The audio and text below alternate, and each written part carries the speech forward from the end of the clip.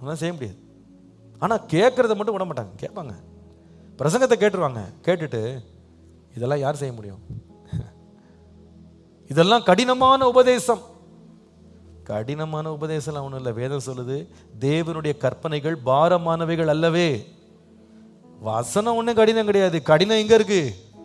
இருதயம் இருக்குது. எப்படி இருக்குன்னா, ஒரு பிள்ளை படிக்க மாட்டான், சொல்லும் போதெல்லாம் படிக்க மாட்டான், உட்காந்து படிப்பான், உட்காந்து ஆயத்தம் பண்ணுப்பான்னு சொன்னால் மனம் படிக்கிறதுக்கு போகாது. எக்ஸாம் போயிட்டு என்ன சொல்லுவான் தெரியுமா? கொஸ்டின் பேப்பர் ரொம்ப டஃபாக இருந்துச்சுன்னுவான். புரியுதுங்களா நான் சொல்கிறது? எப்பா, கொஸ்டின் பேப்பர் ஏன் டஃப்பாக ஆச்சுன்னா, நீ டஃப்பாக இருந்த, நீ அன்னைக்கு கொஞ்சம் இழகி ஒழுங்காக படிச்சிருந்தா எந்த கொஸ்டின் பேப்பர் எப்படி இருக்கும்?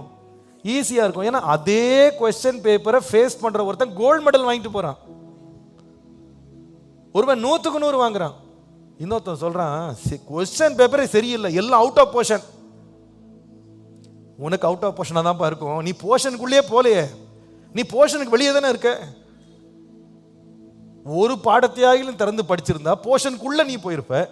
நீ போர்ஷனுக்கு வெளியே இருந்துக்கிட்டு அவுட் ஆஃப் போர்ஷனா கண்டிப்பாக உனக்கு அவுட் ஆஃப் போர்ஷனாக தான் இருக்கும்.